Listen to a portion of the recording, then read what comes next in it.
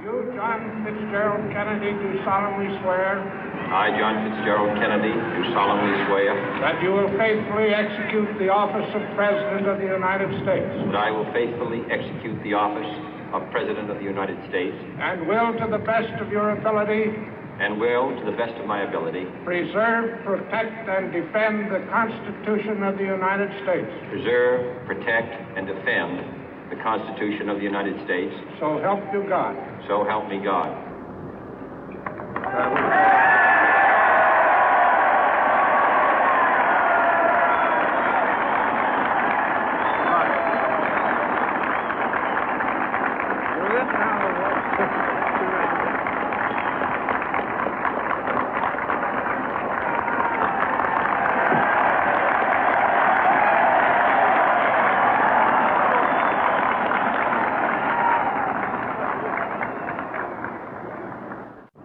Vice President Johnson, Mr. Speaker, Mr. Chief Justice, President Eisenhower, Vice President Nixon, President Truman, Reverend clergy, fellow citizens.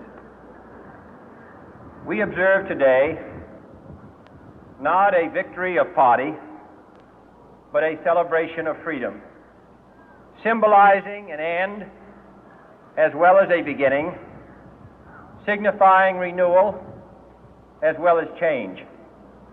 For I have sworn before you and Almighty God the same solemn oath our forebears prescribed nearly a century and 3/4 ago.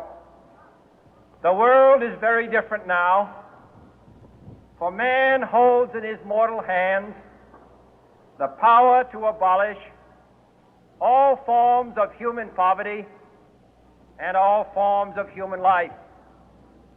And yet the same revolutionary beliefs for which our forebears fought are still at issue around the globe. The belief that the rights of man come not from the generosity of the state, but from the hand of God. We dare not forget today that we are the heirs of that first revolution. Let the word go forth from this time and place to friend and foe alike that the torch has been passed to a new generation of Americans born in this century, tempered by war, disciplined by a hard and bitter peace, proud of our ancient heritage, and unwilling to witness or permit the slow undoing of those human rights to which this nation has always been committed and to which we are committed today at home and around the world.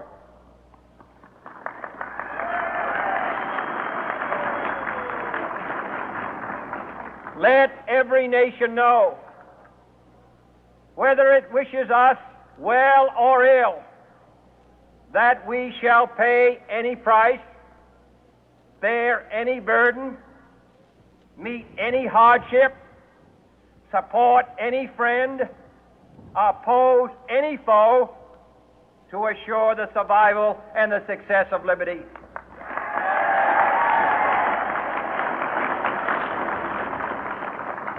This much we pledge and more. To those old allies whose cultural and spiritual origins we share, we pledge the loyalty of faithful friends.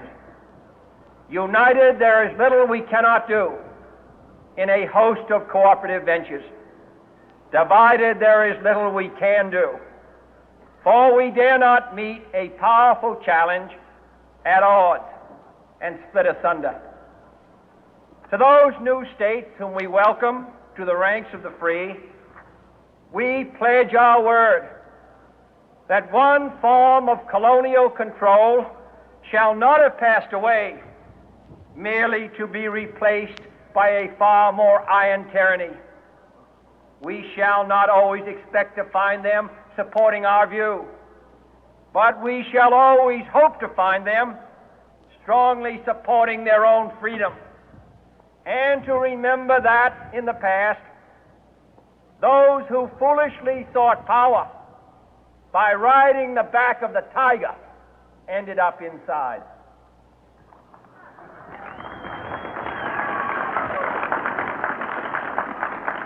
To those people in the huts and villages of half the globe struggling to break the bonds of mass misery, we pledge our best efforts to help them help themselves for whatever period is required, not because the communists may be doing it, not because we seek their votes, but because it is right. If a free society cannot help the many who are poor, it cannot save the few who are rich.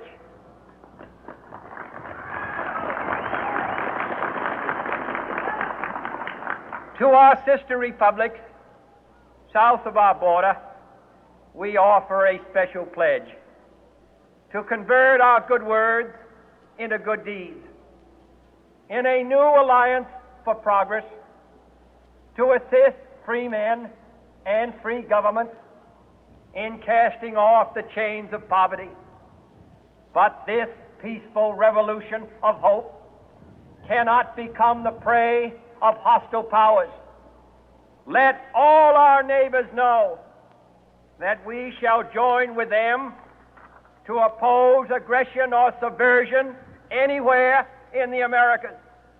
And let every other power know that this hemisphere intends to remain the master of its own house.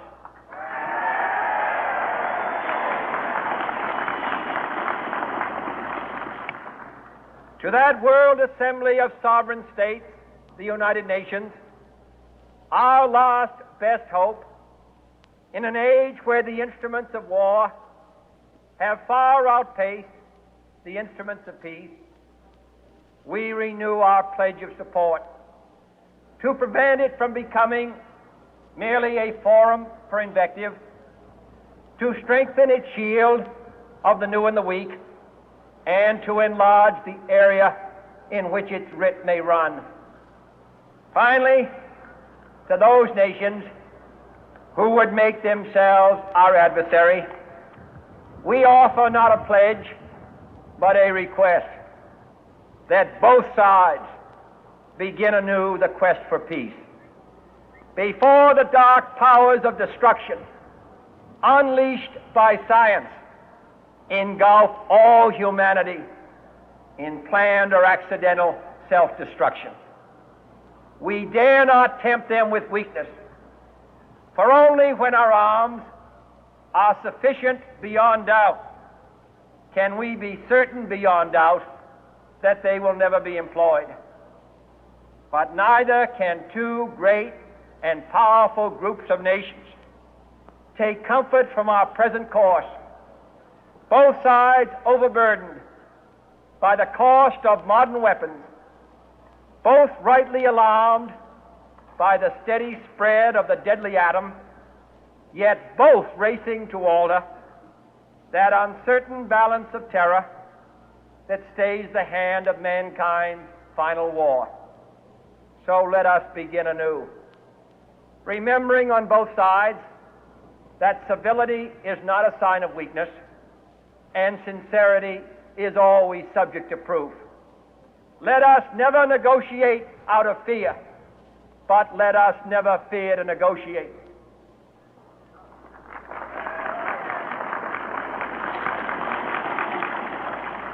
Let both sides explore what problems unite us, instead of belaboring those problems which divide us. Let both sides, for the first time, formulate serious and precise proposals for the inspection and control of arms, and bring the absolute power to destroy other nations under the absolute control of all nations.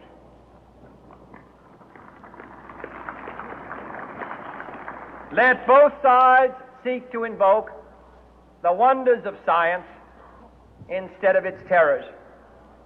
Together, let us explore the stars, conquer the deserts, eradicate disease, tap the ocean depth, and encourage the arts and commerce.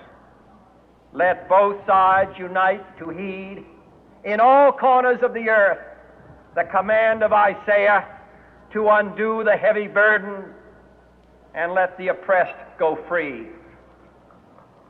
And if a beachhead of cooperation may push back the jungle of suspicion, let both sides join in creating a new endeavor, not a new balance of power, but a new world of law, where the strong are just and the weak secure and the peace preserved.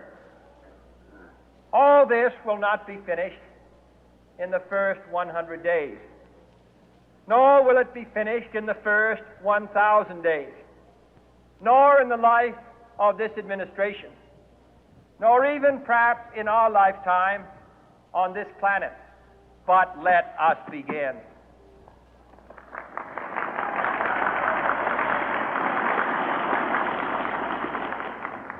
In your hands, my fellow citizens, more than mine, will rest the final success or failure of our course. Since this country was founded, each generation of Americans has been summoned to give testimony to its national loyalty. The graves of young Americans who answered the call to service surround the globe.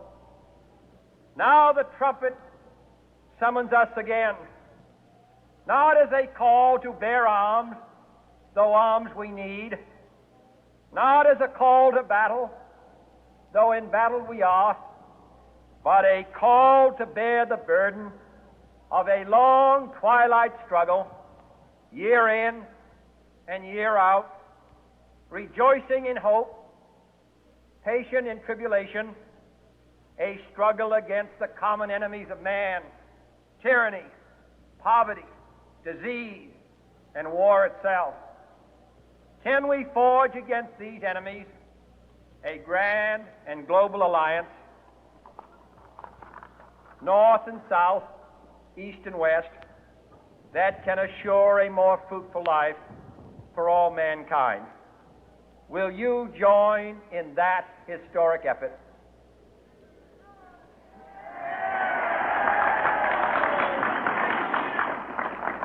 In the long history of the world, only a few generations have been granted the role of defending freedom in its hour of maximum danger. I do not shrink from this responsibility. I welcome it.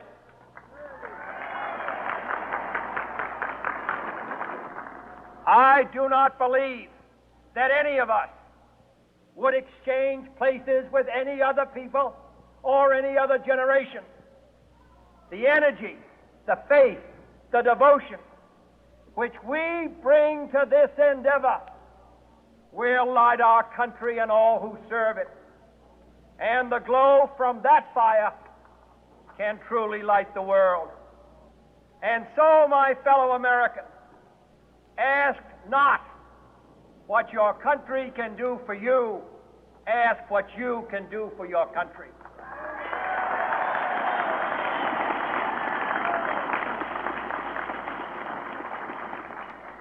My fellow citizens of the world, ask not what America will do for you, but what together we can do for the freedom of man.